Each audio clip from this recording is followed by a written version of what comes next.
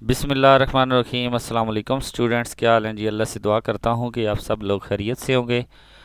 Students, आज का हमारा टॉपिक है chemistry class 10th guess paper 2021 according to ALP. और इसको तैयार किया है जी आपके इस चैनल ने, online study with sir Nematullah. Students, ये गेस्ट पेपर शेयर करने से पहले आपसे रिक्वेस्ट करूंगा कि अगर आपने हमारा चैनल सब्सक्राइब नहीं किया तो आप हमारे चैनल को सब्सक्राइब करें और साथ में बेल आइकन को प्रेस करें ताकि हमारी हर आने वाली वीडियो आप तक पहुंच सके। इसके अलावा स्टूडेंट्स, ये चैनल आपको नेक्स्ट आने वाले जितने भी आपके पेपर हैं उनका गेस्ट पेपर भी प्रोवाइड करेगा और साथ में नेक्स्ट आने वाली क्लासेस के मैथ, फिज़िक्स, केमिस्ट्री, ये जितने भी आपके सब्जेक्ट हैं, बायो, इनका आपको शॉर्ट लेक्चर भी जो हैं वो भी प्रोवाइड करेगा। तो इन चीज़ों को अगर आप हासिल करना चाहते हैं तो इस चैनल को आप सब्सक्राइब करें और साथ में बेल आइकन को प्रेस करें ताकि हमारी हर आने वाली वीडियो आप तक पहुंच सके। तो स्टूडेंट्स, बढ़ते हैं, आपके साथ शेयर करते हैं जो कि हम आपके साथ शेयरिंग कर रहे हैं गेस्ट पेपर की। तो टाइम वेस्ट किए बगैर वहाँ पे बढ़ते हैं और आपके साथ शेयर करते हैं। सबसे पहले चैप्टर नंबर 9 की बात करते हैं। चैप्टर नंबर 9 में आपने जो चीज़ें याद करनी हैं, जिन बच्चों ने अच्छे से तैयारी नहीं की वो कोशिश करें कि इसमें से जो शॉर्ट क्वेश्चन हम बता रहे हैं वही सिर्फ आप डिस्कस कर लें, वही याद कर लें, तो आप इंशाल्लाह अच्छे नंबरों से पास हो जाएंगे। तो शॉर्ट क्वेश्चन हमारे पास है जी चैप्टर नंबर 9 का, difference between reversible and irreversible reaction. Reversible और इरिवर्सिबल रिएक्शन जो है उनका आपने डिफरेंस अच्छे से तैयार कर लेना है। इसके बाद difference between dynamic and static equilibrium. Static equilibrium और डायनामिक इक्विलिब्रियम के दरमियान भी डिफरेंस आपने अच्छे से तैयार कर लेना है। इसके अलावा आपने define equilibrium constant, equilibrium constant जो होता है उसको भी आपने अच्छे से तैयार कर लेना है। और फिर आपने बुक की एक्सरसाइज में चले जाना है। वहाँ पे जो एक्सरसाइज में शॉर्ट क्वेश्चन दिए हुए हैं उनमें से आपने क्वेश्चन नंबर 3 को याद करना है, क्वेश्चन नंबर 5 को याद करना है, क्वेश्चन नंबर 6 को और क्वेश्चन नंबर 8 को। ये क्वेश्चन अगर आप अच्छे से तैयार कर लेते हैं तो आपका चैप्टर नंबर 9 के जो शॉर्ट क्वेश्चन है वो क्लियर हो जाएंगे। ठीक है। इसके बाद इसमें से आपने सिर्फ 2 लॉन्ग क्वेश्चन करने हैं। अगर आपके पास टाइम हो तो आप जो डायरेक्शन इंडिकेशन है वो भी कर लें, लेकिन फर्स्ट ऑफ ऑल आपने ये 2 क्वेश्चन ज़रूर याद करने हैं, जिसमें पहला क्वेश्चन है जी microscopic characteristic of a dynamic equilibrium. ये टेबल भी दिया हुआ है, वो भी आप याद करें और साथ में 3 पॉइंट्स दिए हुए हैं वो भी याद करें। और इसके अलावा आपने लॉ ऑफ मास एक्शन ये ज़रूर याद करना है। इन दोनों क्वेश्चन में से एक क्वेश्चन मस्ट आता है। फिर आपने चले जाना है चैप्टर नंबर 10 में, जो कि बहुत ज़रूरी चैप्टर है। इसमें आपने लिमिटेशन ऑफ आर्हेनियस कंसेप्ट कि उसकी लिमिट कितनी थी वो आपने याद करना है। इसके बाद what are the amphoteric substance, amphoteric substance कौन से होते हैं, what are the Lewis acid and bases, Lewis acid और बेस जो कंसेप्ट हैं वो आपने याद करना है।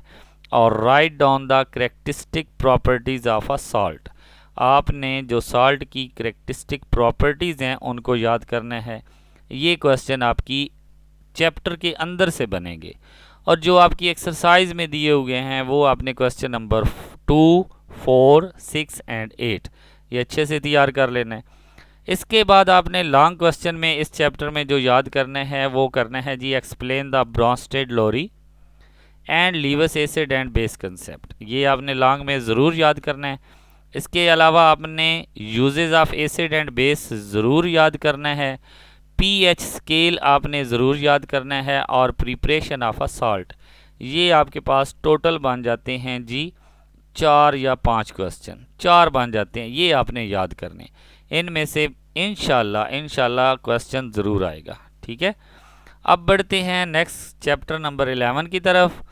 तो उसमें जो शॉर्ट क्वेश्चन आपने याद करने हैं, difference between structural and dot and cross formula.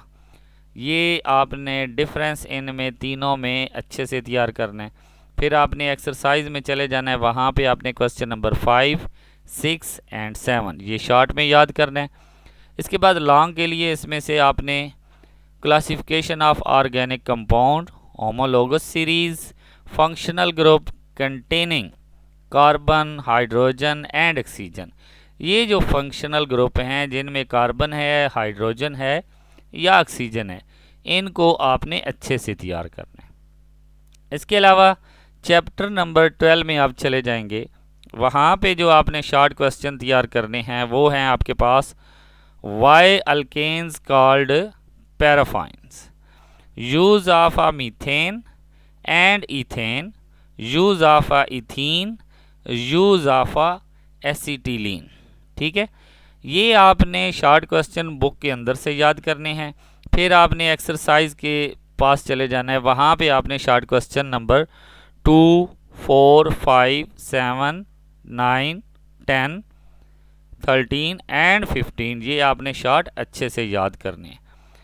इसके बाद लॉन्ग में चले जाएंगे तो हाइड्रोकार्बन्स एंड इट्स टाइप ज़रूर याद करना है। हेलोजेनेशन ऑफ अ अल्केन ये भी ज़रूर याद करना है। Oxidation of a alkyne with potassium KMnO4, oxidation of a alkyne with KMnO4, ये आपने रिएक्शन भी याद करने हैं और इनकी डिटेल भी याद करनी है। ठीक है, फिर आप चले जाएं जी चैप्टर नंबर 13 में, what are a polysaccharides, what is a peptide linkage, give reactions, इनके reaction, what are the fatty acid, give example, example भी इसकी याद करनी है। फिर शॉर्ट में चले जाएंगे तो क्वेश्चन नंबर 1, 4, 6, 8 एंड 9 ये आपने ज़रूर याद करने हैं। इसमें जो लॉन्ग क्वेश्चन होंगे कार्बोहाइड्रेट्स होगा, एक्सप्लेन मोनोसेकेराइड्स होगा and explain protein and amino acid ज़रूर याद करने हैं। फिर आपने चैप्टर नंबर 14 में जाना है, वहाँ पे आपने क्या करना है, what is the difference between primary and secondary प्लूटेंट, primary and secondary प्लूटेंट के दरमियान आपने डिफरेंस याद करना है। फिर आपने एक्सरसाइज में जाना है, क्वेश्चन नंबर 3, 5 एंड 7 याद करना है। इसके बाद एक्सप्लेन करना है जी ट्रोपोस्फेयर एंड स्ट्रेटोस्फेयर। इसके बाद ग्रीन हाउस इफेक्ट ज़रूर याद करें, ग्लोबल वार्मिंग ज़रूर याद करें, acid rain and its effect, ozone depletion and its effect, ये जो लॉन्ग क्वेश्चन है ये आपने मस्ट याद करने हैं। इसके बाद चैप्टर नंबर 15 में जाएंगे तो एक्सरसाइज का शॉर्ट क्वेश्चन नंबर 11, 12, 13 एंड 14 ज़रूर याद करें। इसके बाद लॉन्ग क्वेश्चन में इसमें आपने क्या करना है, water as a solvent complete topic. इसके बाद सॉफ्ट एंड हार्ड वाटर ये भी कंप्लीट टॉपिक आपने तैयार करना है। फिर आप चले जाएंगे क्वेश्चन चैप्टर नंबर 16 में, what are a minerals, ores and gangues, write the raw material for Solvay process, Solvay process तो आपने अच्छे से तैयार करना है। इसके बाद एक्सरसाइज में चले जाना है, 1, 2, 5, 6 एंड 8, 9 क्वेश्चन जो हैं ये अच्छे से याद करने हैं। इसके बाद एक्सप्लेन रोस्टिंग, स्मेल्टिंग, इसके बाद bessemerisation and purification of a metal, explain the manufacture of a urea, complete topic, इसको आपने अच्छे से तैयार करना है। ये आपके वो क्वेश्चन हैं जो कि अच्छे से अगर आप तैयार कर लेते हैं तो इंशाल्लाह आपका जो पेपर है वो बहुत अच्छा होगा। और आपका अगर ये पूरा जो मैंने क्वेश्चन बताए हैं अगर आप ये तैयार कर लेते हैं तो आपका पेपर इंशाल्लाह 90 to 100% इन्हीं में से आएगा। इसके अलावा आपने स्टूडेंट्स क्या करना है, एक्सरसाइज के जितने भी एमसीक्यूज़ हैं ये ना देखें कि ये एएलपी में है या नहीं है, जितने भी एमसीक्यूज़ हैं उनको तैयार करें। ठीक है, तो आपका पेपर इंशाल्लाह बहुत अच्छा होगा और आप अच्छे से पास हो जाएंगे। ओके स्टूडेंट्स, आई होप कि आपको समझ आई होगी। इंशाल्लाह नेक्स्ट किसी और वीडियो में हाज़िर होंगे, तब तक के लिए इजाज़त दें। अल्लाह हाफिज़।